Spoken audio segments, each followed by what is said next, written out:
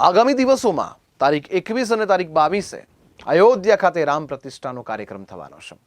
તેને લઈને Rajpipla police station દ્વારા શાંતિ સમિતિની બેઠક યોજાઈ હતી, જેમાં રાજપીપળાના તમામ સમાજના આગેવાનો અને વેપારીઓ મોટી સંખ્યામાં ઉપસ્થિત રહ્યા હતા।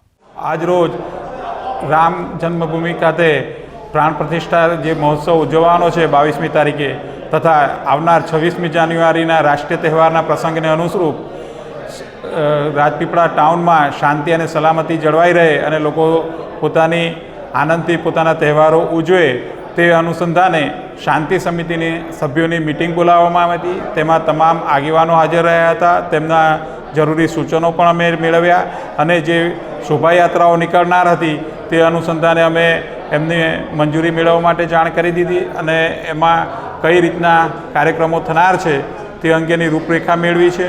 જે અનુસંધાને તમામ જગ્યાએ પોલીસ બંદોબસ્ત અમે રાખીશું અને કોમ્બિંગ વગેરે પણ કરવા જેવું હશે તો અમે વિવેક બુદ્ધિ વાપરી અને એ કાર્યક્રમ કરીશું અને તમામ સભ્યોએ અમને ખૂબ સહકાર આપ્યો છે અને કંઈ પણ એવું કોઈ જણાય તો અમને તાત્કાલિક 100 નંબર પર અથવા રૂબરૂમાં અથવા તો અમારા પર્સનલ ફોન નંબર પણ આપેલા છે, તેના પર સંપર્ક કરી શકે છે, જેથી આ તમામ તહેવારો શાંતિથી અને સૌહાર્દપૂર્વક રીતે ઉજવાય એવી આપણે શુભેચ્છા પાઠવીએ છીએ। જય હિન્દ, જય ભારત।